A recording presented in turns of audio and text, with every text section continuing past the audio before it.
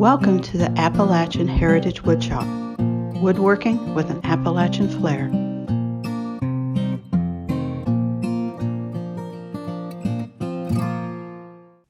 This is Jerill with the Appalachian Heritage Woodshop. Today I'd like to answer a couple questions that some woodworkers sent to me.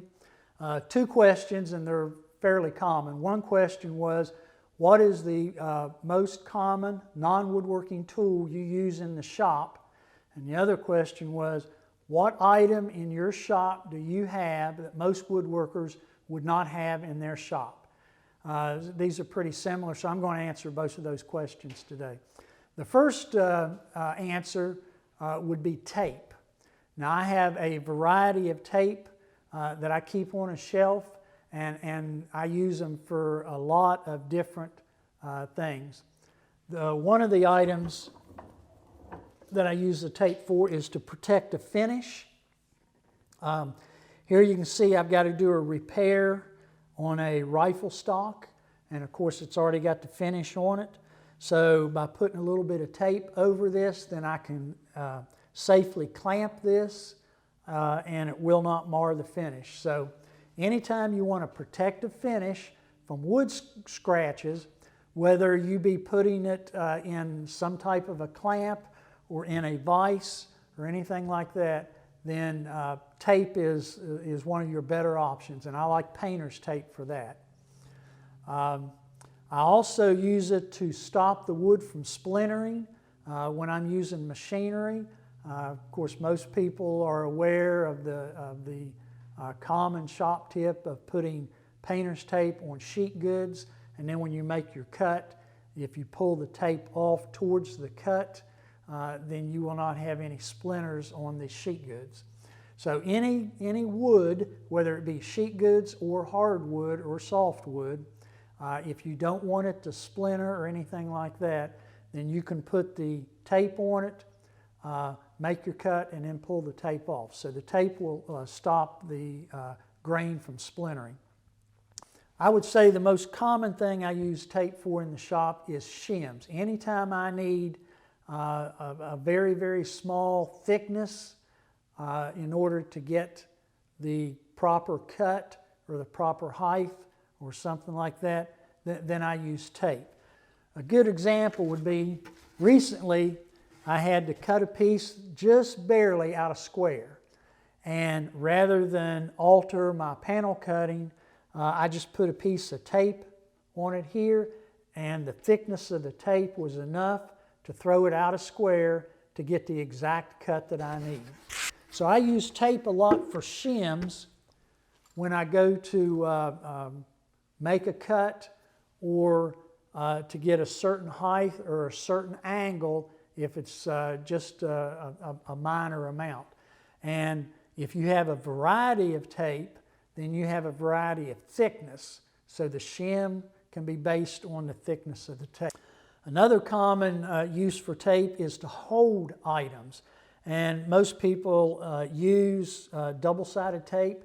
That's probably one of the best non-invasive way of clamping two pieces together and holding them together. They hold real good.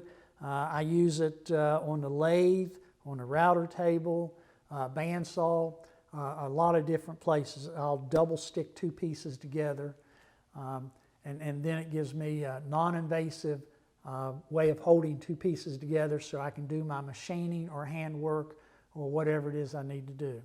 So double-sided tape is good for holding. Don't overlook tape as a clamp. You can actually just use the tape to hold a piece together instead of a awkward clamp.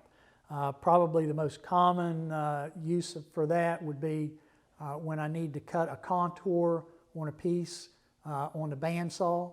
Once it's cut off, I can put that back in place and just wrap tape around it, and then that gives me a flat surface when I rotate that piece to cut another contour.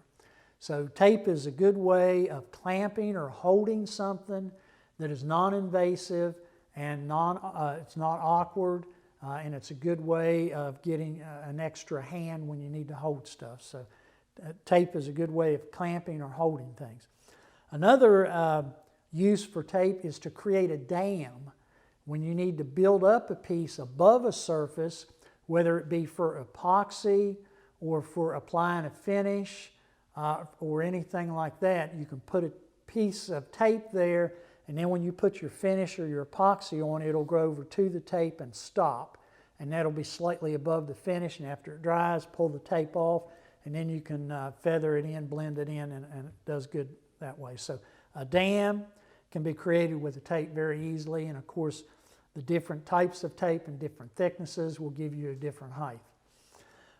You can also use tape whenever you want to make a reference mark on a surface, but you don't want the mark on the surface. Put the tape on the surface, make your reference mark, and when you're done, then you just pull the tape off and you have no cleanup left.